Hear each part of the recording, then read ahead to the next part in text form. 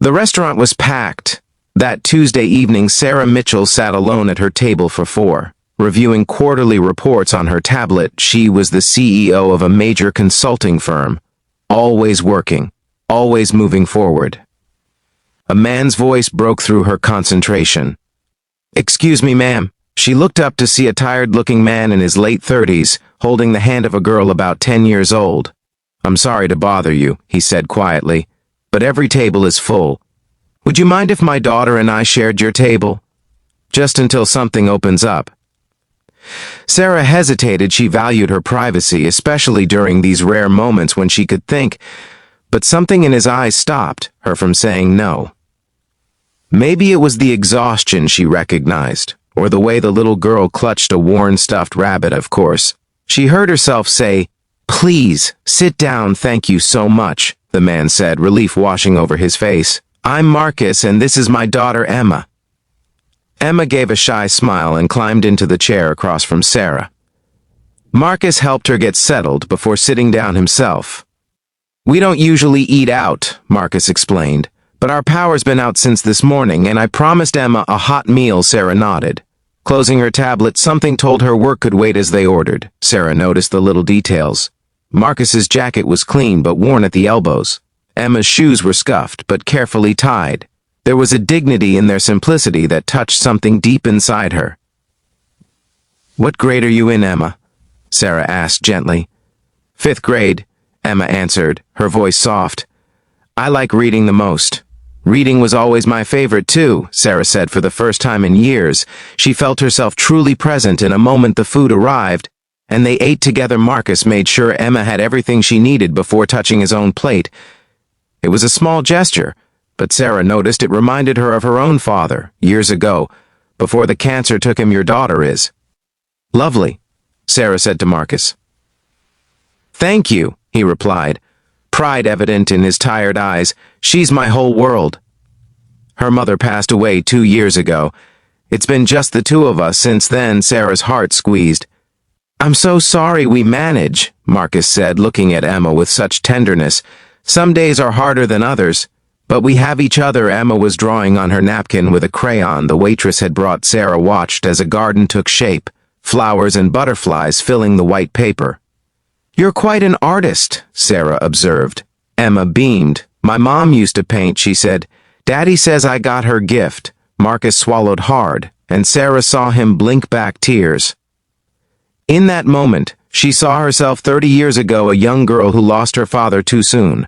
A girl who learned to be strong because she had no choice. "Emma," Sarah said gently, "would you like to keep that drawing, or may I have it?"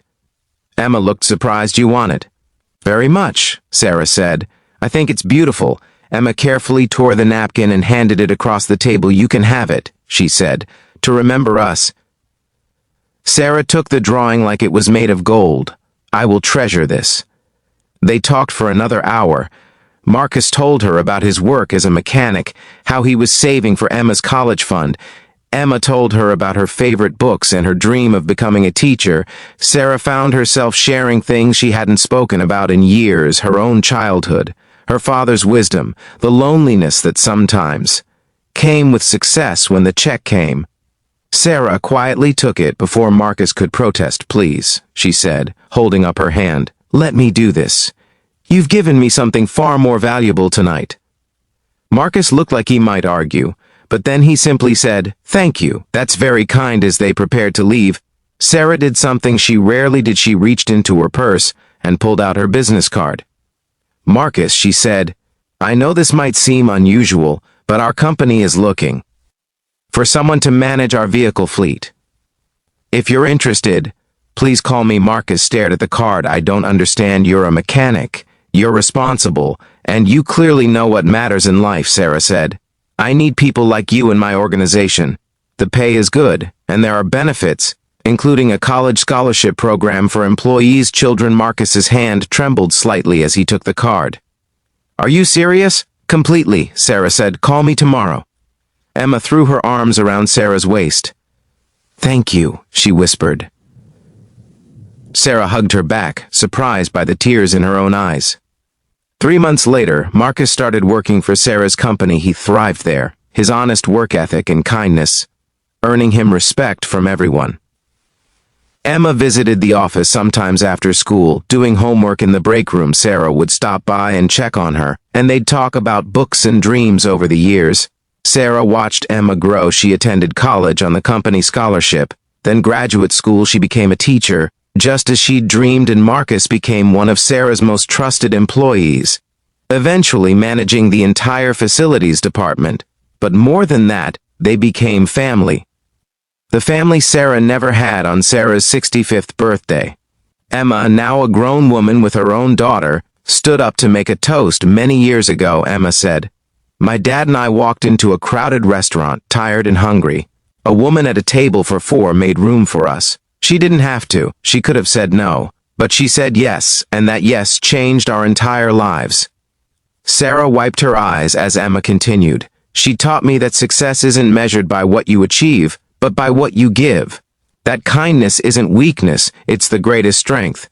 And that family isn't always blood, it's the people who show up, who make room, who say yes when they could easily say no." Everyone in the room was crying now. Sarah stood and embraced Emma.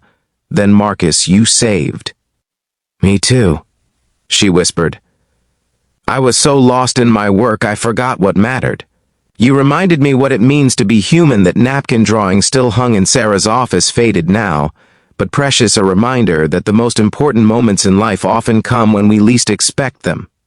When we make room at our table, when we say yes instead of no, when we choose connection over convenience.